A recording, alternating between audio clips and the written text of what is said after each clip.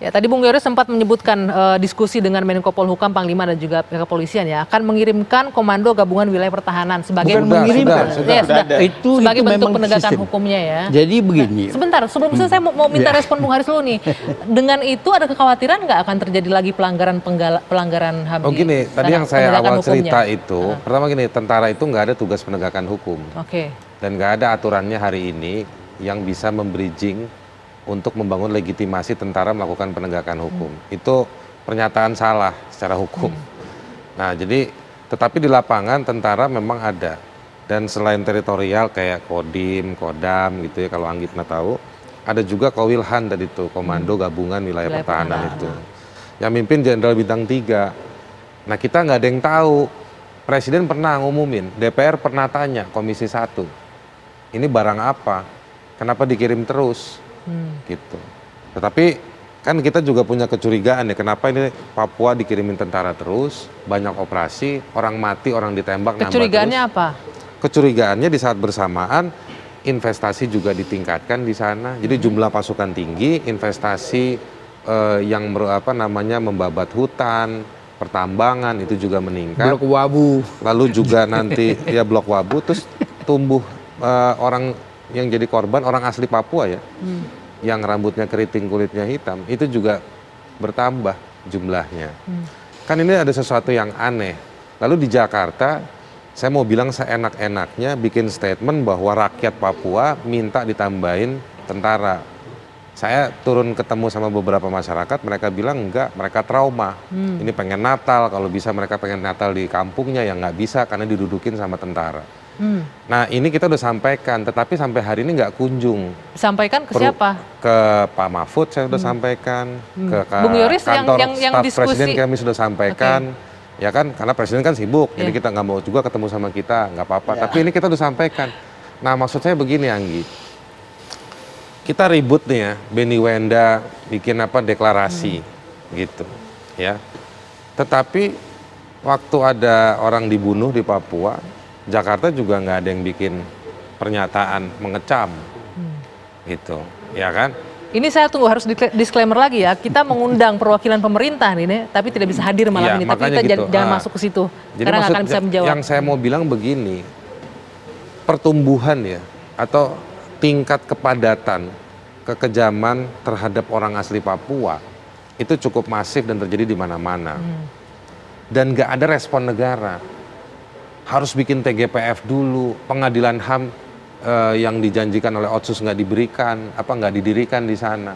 Tiba-tiba hanya setahun sekali, orang seperti Benny Wenda, mau 90% atau mau 1%, saya nggak peduli.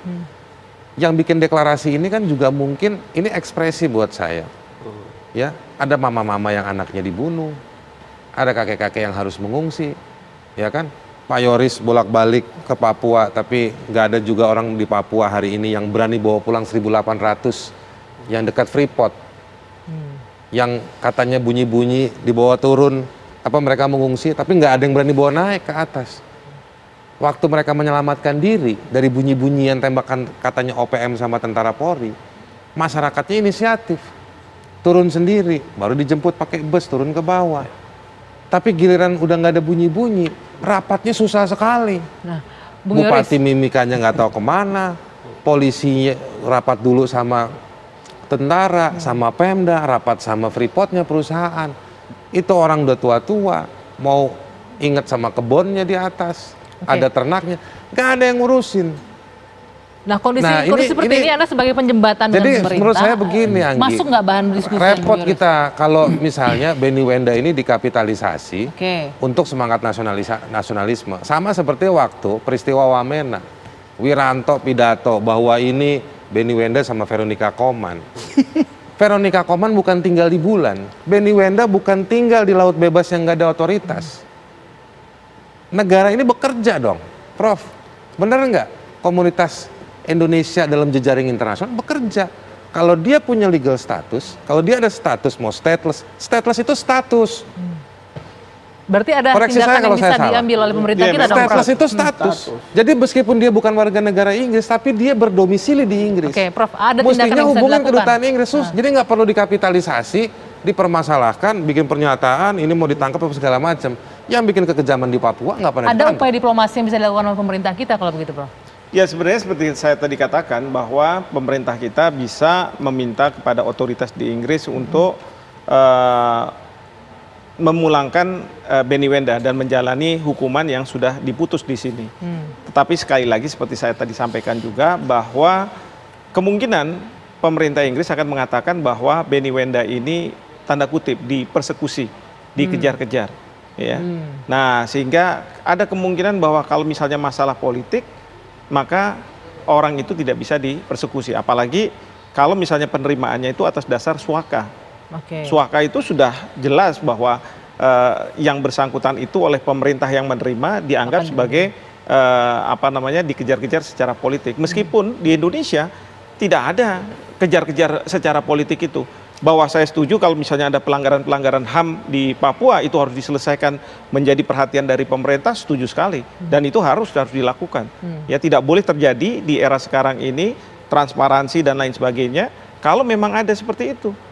Tapi yang kedua, tidak boleh masalah pelanggaran HAM dan lain sebagainya, isu-isu yang disebutkan tadi, itu kemudian menjadi dasar untuk orang, ayo kita merdeka gitu. Untuk jadi bahan untuk deklarasi itu. Betul sekali. Sekarang coba di dunia ini, seperti kayak Eropa. Eropa itu justru yang tadinya mereka sendiri-sendiri menjadi satu, menjadi Uni Eropa, dan suatu hari nanti mungkin menjadi the United States of Europe. Ya, tapi ini Prof, saya cuma mau tahu. Tapi sejarah peta dunia tapi kalau Anggi baca nggak ada yang kekal, semua berubah, pasti berubah. Austria dulu penguasa setengah Eropa, ini sekarang pasti, betapa imutnya sekarang. Pasti akan banyak sekali yang bisa didiskusikan. Cuma waktu kita terbatas. Saya mohon maaf sekali harus akhiri. Jam 10. Iya, harus akhiri perbincangan kita di dua sisi. Mohon maaf Bung Pigai, yang pasti ini kita Nanti ingin yang terbaik untuk semuanya dan untuk warga Papua. Dan jangan sampai kondisi di Papua saat ini ditunggangi oleh orang-orang dalam tanda kutip untuk kepentingan tertentu. Dan pemerintah harusnya juga lebih mendengarkan suara hati masyarakat Papua agar saudara-saudara kita di Papua juga bisa hidup dengan keadilan, kesejahteraan dalam pangkuan Ibu Pertiwi tentunya. Saya Dwi Anggia, saya akhiri dua sisi malam hari ini. Sampai jumpa, selamat malam.